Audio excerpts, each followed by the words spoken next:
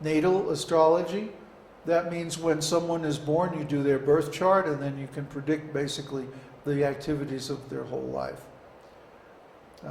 Gola means astronomy. The last session, all the topics that we covered came under Gola. Nimitta means omens. Nimitta, it comes from a Sanskrit root that means temporary. So omens show us the temporary influences or the temporary manifestations of the Jyotish influences. An omen is a sign. You know, like if a black bird flies from the left side, then look out. Is that considered Jyotish too? Oh yeah, that's part of Jyotish. Palm reading, face reading, head reading, all these things are part of omens, nimitta. Like when they went out of Dwarka, right? They saw very bad omens. Yes, right. When Krishna and the Yadu dynasty went out of Dwarka at the end of Krishna's pastimes, they saw very bad omens. Shortly afterwards, the Yadus all killed one another in a big war. They all got drunk, and killed each other. Then there's Prashna. Prashna means horary astrology. That means, for example, the astrology of countries, the astrology of companies, the astrology of basically non-living entities. Yeah. You can also cast a chart for those. Then there's Muhurta. Muhurta means electional astrology, or when do we do things? When is the best time to, get married, get a job, approach, Buddha was saying never, to approach a spiritual master, to take initiation. He's saying always, always, always. When is the best time to leave everything and go to the woods and just chant? Always, always. You can tell where Uddhav is at. There's the question. And Ganita means mathematics.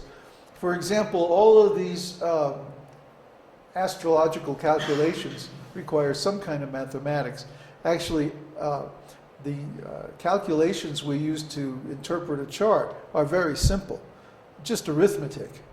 But the calculations needed to determine sunrise and sunset at different locations, or the titis, or any of those things are actually spherical geometry, and it can get pretty hairy. So there's a whole area, Ganita, which is simply mathematics, and mostly geometry and algebra. Besides these 6 angas, there's 3 skandhas. Skandhas are aggregations. Skandha, the word skandha means an aggregation or collection of different knowledge. So the Ganita is part of the Ganita, or the mathematics, and part of Gola.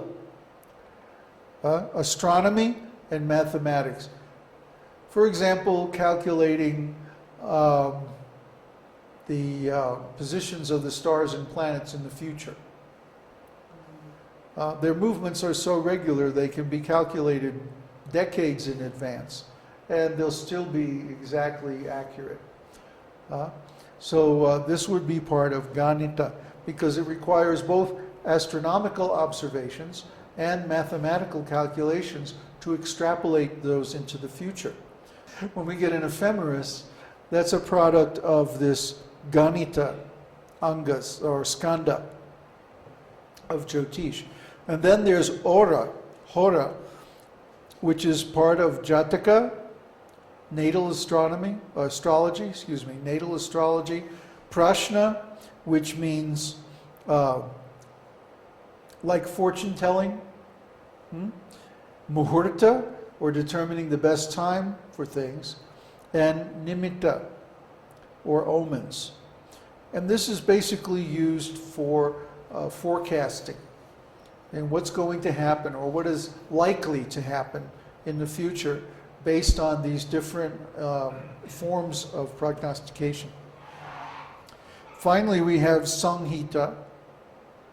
And Samhita is comprised of Gola, astronomy, and aspects of Horā related to mundane astrology.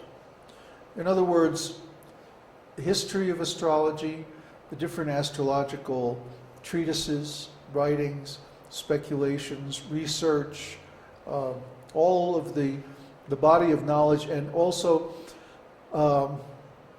histories that will help us hone our astrological skills. If we look at a history of what happened at a certain time and place, then we use astrology to calculate what the aspects were for that place. We can understand how to interpret them. So history is an important part of astrological knowledge, and this is all part of Samhita. Just like Brahma's prayer to Krishna is called Brahma Samhita. What does that mean? It's a collection of literary works by Lord Brahma in praise of Lord Krishna. So before we looked at the meaning of Horā as 1/24th of the day, but the astrological procedures based on the time of day, or the Hora, are also called Horā. In fact, there's even a dance called the Horā. And it's also a round dance, going around in a circle. Very interesting. So also Samhita refers to that there is a layer of astrological interpretation in many Vedic scriptures. For example, Krishna says, I am the light of the sun and the moon. And there are many, many statements in Srimad Bhagavatam about different nakshatras and the Uttarayana, when the sun is in the south, when the sun is in the north, and so on like that. Many, many deep statements about cosmology in Srimad Bhagavatam. But that's another course, and we'll get into that later. Krishna says, I am time. Yeah, that's very deep. So, Jyotish is not like Western astrology. That's why we use the word Jyotish to describe it. That's why we use graha instead of planets. That's why we use Rashi instead of signs. Because Jyotish is meant to be understood in the context of theistic Vedic philosophy. It's not a material science, and its ultimate aim is to assist us in spiritual education and growth. The ultimate aim of Jyotish is to guide us to performing spiritual activities so we can get out of this material entanglement. It seems like most of the questions that Western astrology is designed to answer are material. How do I get more money? How do I get a better wife, or this or that? But this is not the real purpose of Jyotish. Jyotish means, how do I arrange my life in such a way that I can perform my material duties and still attain success and self-realization? This is critical. We have to understand where our weak points are and how we can perform different spiritual activities to overcome them, especially the chanting of the holy name. Vishnu Sahasranam will cure any material difficulty. People don't understand how powerful it is. But I cured myself from heart disease and had so many other good results by chanting Vishnu Sahasranam. It's designed for that. It's supposed to give material results by a spiritual process. That's the whole point of Vishnu Sahasranam. So as Jyotishis, it's our duty to advise people to utilize these Vedic remedies to overcome their material problems. People in the West are conditioned to think that, my material problems have a material cause, and so I need to apply a material process to solve them. But no, that's not true. Actually, material problems come from our past impious activities. So we need pious activities to overcome them. And the most powerful pious activities is chanting the holy name of God. So it's very simple, really. Jyotish, or astrological consultation, is a platform we can use to teach people about spiritual activities so that they can really solve their problems. Not just create a whole nother set of problems by trying to solve material problems with material activities. Even if a person performs activities in the mode of goodness, like giving charity, digging wells, feeding people, and so on, they still have to take another body to get the results of that activity, even if it's in the heavenly planets.